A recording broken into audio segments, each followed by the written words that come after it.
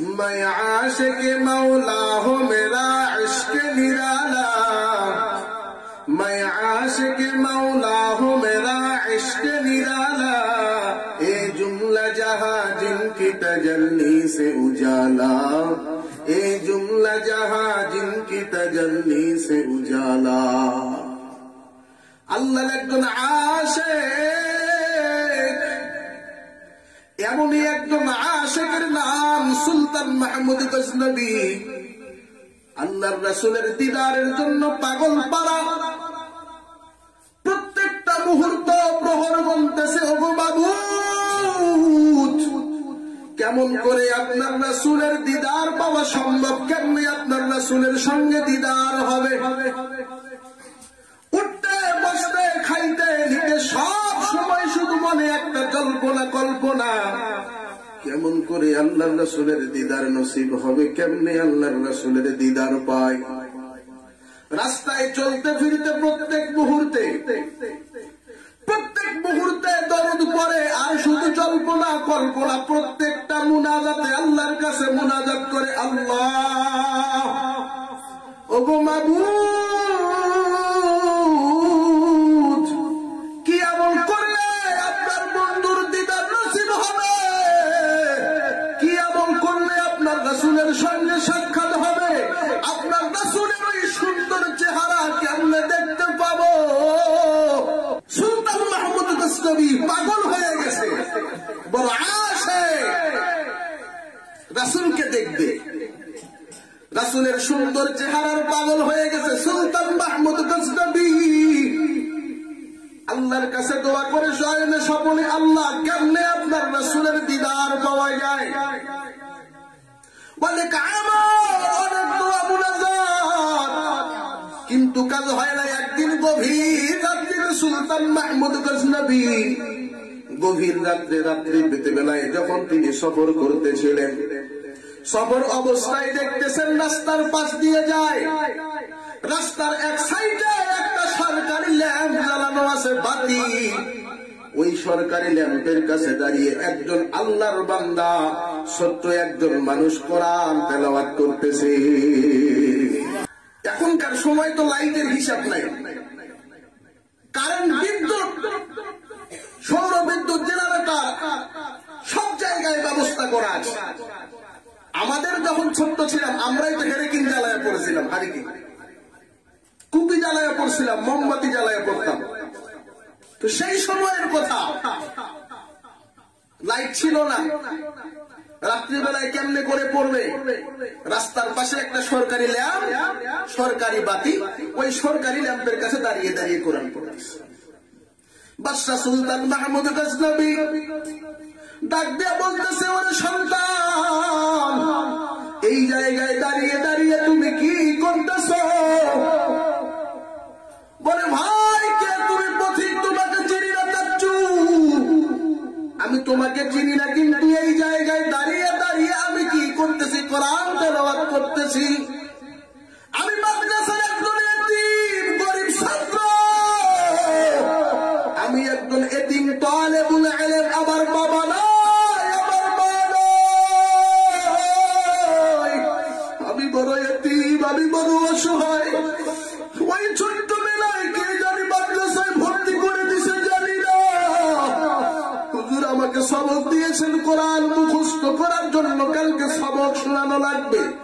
ধনীর দুলালেরা নিজের বাতি জ্বালায়া জ্বালায়া পড়ে, আমি তো গরিব এতিম, আমার বাতির তেল কিনার পয়সা নাই।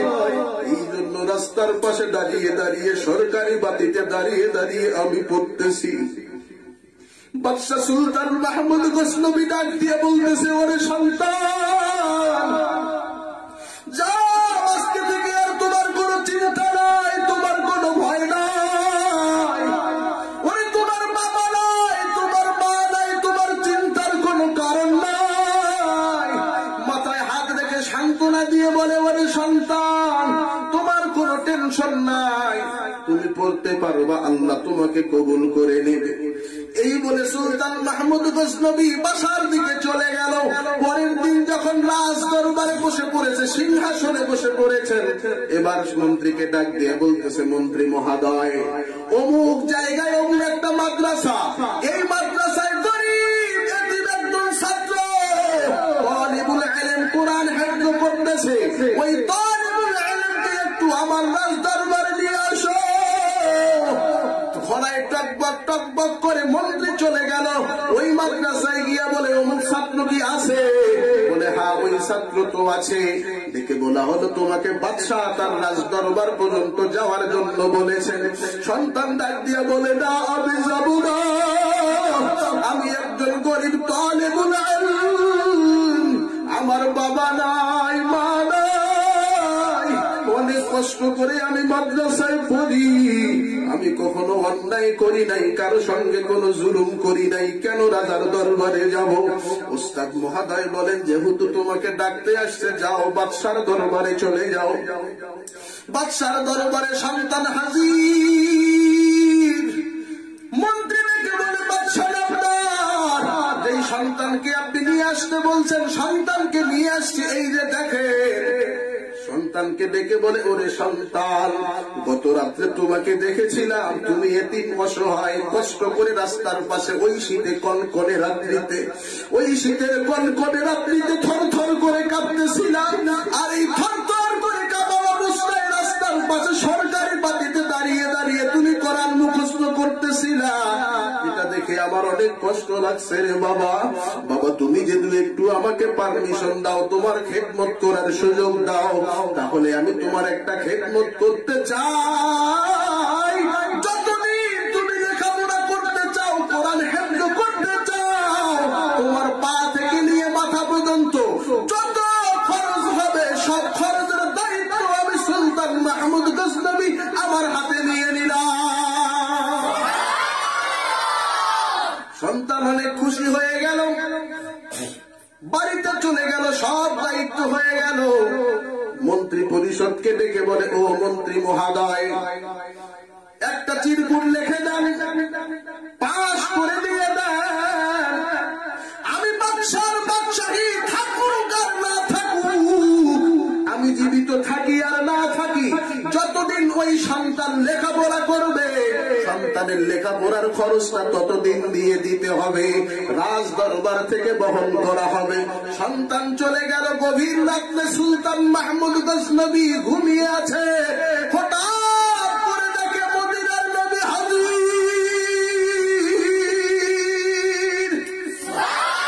দেখে বলতেছে, ওরে সুলতান মাহমুদ গজনবী, তুমি আমার সঙ্গে দিদারের জন্য পাগল। এই যে নাও, আমি তোমার সঙ্গে দিদারের জন্য উপস্থিত হয়ে গেছি। সুলতান মাহমুদ গজনবী আনন্দে কেঁদে ফেলেন। দেখে বলে, ওগো আল্লাহর হাবিব, এতদিন আপনাকে দেখার জন্য অনেক কল্পনা জল্পনা করেছি, অনেক মুনাজাত করেছি, অনেক তওবা ইস্তিগফার করেছি, অনেক দরুদ পড়েছি, অনেক নেক আমল করেছিলাম, কিন্তু আপনি আমার সঙ্গে সাক্ষাৎ দেন নাই। আজকে কেন আপনার সঙ্গে আমার সাক্ষাৎ হয়ে গেল? কি এমন আমলটা আল্লাহর কাছে আমার প্রিয় হয়ে গেল? আল্লাহর রাসূল দেখে বলে, ওরে সুলতান মাহমুদ গজনবী, কত রাত্রে তুমি একজন এতিম অসহায় বাচ্চাকে দেখছো, আজকে তাকে তোমার রাজ দরবারে তুমি ডেকে নিয়ে আসছো, আর তোমার রাজ দরবারে তুমি ডেকে নিয়ে এসে এই এতিমের মাথায় তোমার হাত বুলাইয়া দিছো। ও সুলতান মাহমুদ গজনবী, আমিও তো নবী এতিম, আমার বাবা নাই, জন্মের 6 বছর বয়সে আমার বাবা নাই, আমি নবী অনেক এতিম, আমি এতিম। আর ওই এতিমের মাথায় যখন তুমি হাত বুলাইয়া দিছো, আল্লাহর রাসূল দেখে বলে, ওরে সুলতান মাহমুদ গজনবী, যদি কোনো মানুষ এতিমের মাথার উপরে হাত রাখে, আল্লাহর রাসূল সাহাবায়ে কেরামদেরকে ডেকে বলেন, ও আমার সাহাবায়ে কেরাম, এতিমের কখনো হক নষ্ট করবা না। এতিমের মাথার উপর যদি সহানুভূতির সঙ্গে কোনো মানুষ হাত রাখে, এতিমের মাথার উপর যদি কোনো ব্যক্তি সহানুভূতির সঙ্গে হাত রাখে,